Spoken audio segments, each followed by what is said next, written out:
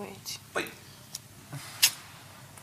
Da, pentru că sunt puțini, dar dacă cumva bagă pe cineva, trebuie să scoată pe cineva ca să bage, înțelegi? Sau mă gândesc. Da, nu mi-ar fi greu. Da, mai spui final. Nu mi-ar fi greu. Bine, nici nu cred că din 5 să dominează 3, știi, acolo, normal că țin un pic mai ușor.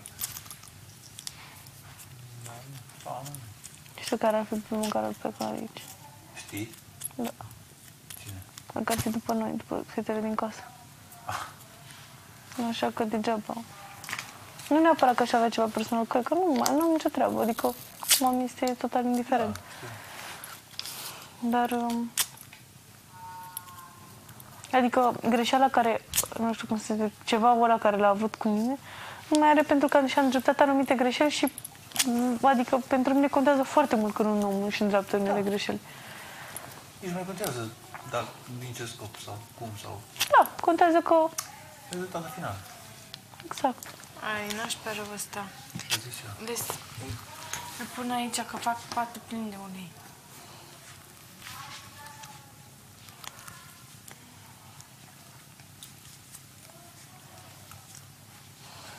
Oricum e greu tare. Cu în general vorbesc aici, neapărat. Tot timpul să apară discuții de la cele mai mici mizerii. Da, frate, totul e făcut ca să ne enervezi. Ce? Totul e făcut ca să ne enervezi. Mai sunt din șervețelele alea? Nu, doar una a fost, dar iar pe ăsta că nu m-am făcut așa mult. Mă aștept la un pic. Totul, vere, totul. Până și mâncarea, băgam ea și piciorul, că nu mai suport aici. Până și mâncarea, frate, ești nebun.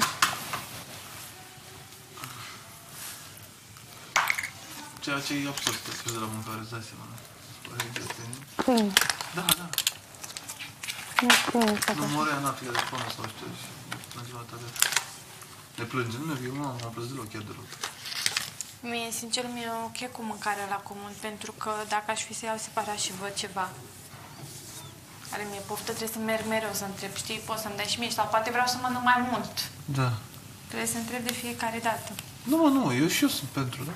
Vedem, Într-adevăr, poate puțin mai multe dulce.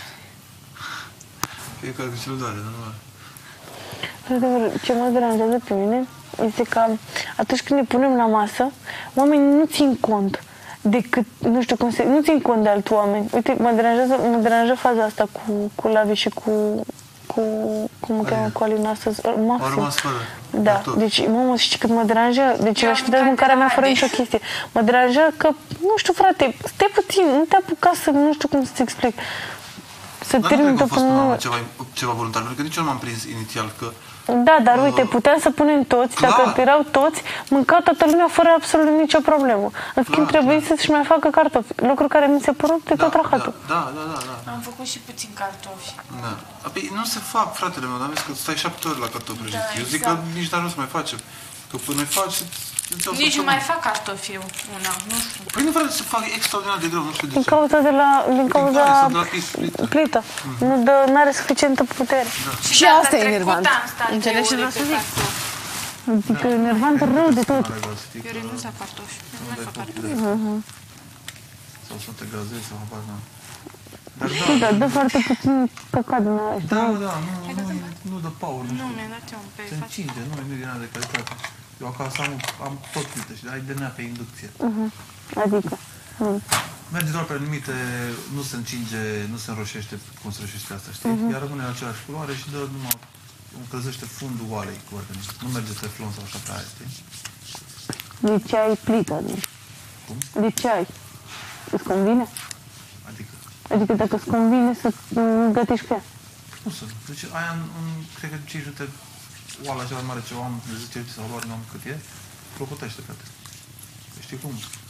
Bombă, nu așa. Și dacă îi dau power la aia imediat, știi? Și plus că iau oală de pe ăla și poți să știi deja răgază. Da, nu-mi place. Nu-mi place plită. Am avut plită și eu și am mai așumbat după. Și a dat un răgăznare pentru că se zgârie foarte rău. Ba da, merg să gătesc pe baterie. Apa am luat. Da, mă, n-ai cum gătești 25 de minute, ai văzut cum a ajuns plita N-ai aia. luat apă. Și cum n-ai grijă. Păi mama ține dintr-o tigaie 4 de zile și e intactă. Da, da, corect, așa e. Anul deja s-a făcut. Mă, deci mor când îi văd cu lingurile și cu metalul în tigăile alea, mor. Și ajunge să li se lipească efectiv mâncarea de ăsta și mie să nu putea să desfac, nu să nu facem. Frate, mama, dacă m-ar vedea, mama, acasă, nu că m-am învățat neapărat de, nu știu cum să zic, că sunt să mă măriți ăla. Așa ca fapt, e o chestie de cultură, nu știu, de logică, că n-ai cum să învârți mâncarea cu ceva din, nu știu, de metal în tigaie. Îți gări tigaia. Adică asta e... Nu gândești asta, sau sunt nepăsător, sau nu știu. Da, nepăsarea asta, nu Nepăsare, înțeleg, da. nu Și știu. miere pe masă și miere pe jos, dar mi se pare serios. E chiar aiurea. Dar sunt de lucrurile astea sunt puțin deranjante. Că nu mă deranjează. Nu vă dar lasă eu unul. sunt o persoană foarte foarte curată, să zicem, din ce trecut ăsta, de la mine nu Sunt bine. Că i-am luat papuci, Ciprian, hai repede să iei cu Nu e cazul că zici că suntem animale. La modul ăsta, frate.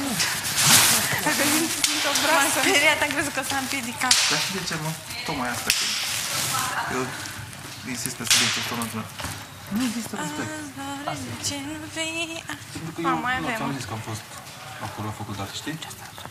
Acolo nu exista, Nu se o baterie. era totul țipă. Dar de ce? Pentru că exista respectul față de șeful de cameră sau față de personal, înțelegi? Și n-aveai cum să faci tu pe interesantul să... mă doare în curie, nu fac sau știi? Nu, frate, toată lumea face mascurat. Dar nu că unul se făstăcea și de alea. Cum se face și acum, știi? Toată lumea face aia, toată lumea face aia, toată lumea face aia. La ora 10 nu mai mișcă nimeni. Te duci la baie, te duci pe vârfuri, te uiți la televizor, te uiți fără sonor sau cu sonul foarte încet să nu deranjezi pe celălalt, știi? Da, mă, dar tu E acolo, respect. adică e diferit, pentru că aici avem și presiunea altor lucruri. Serios? Chiar mi se pare. Acolo nu-i presiune.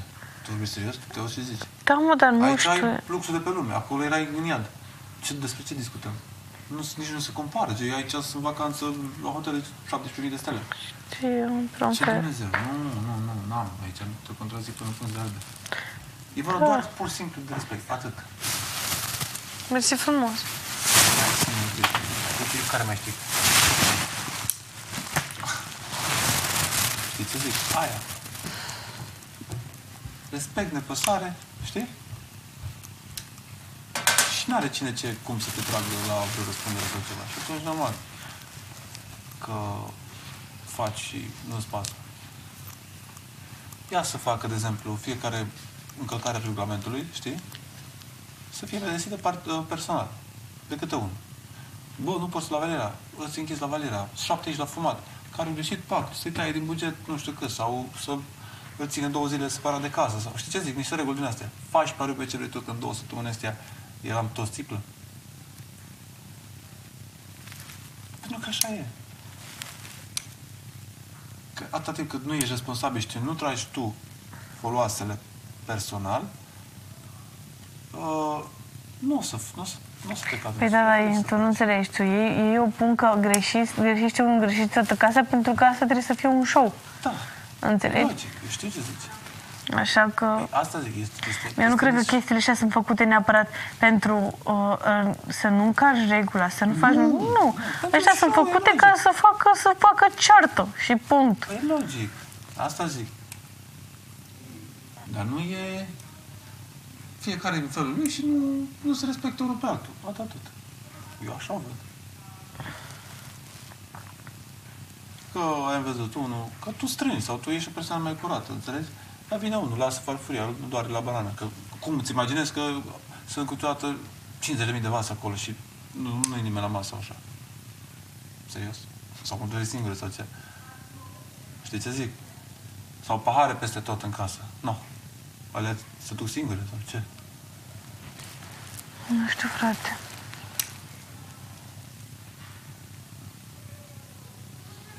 Și e normal până la urmă, că suntem mulți și când sunt mulți, așa... Așa se ajunge.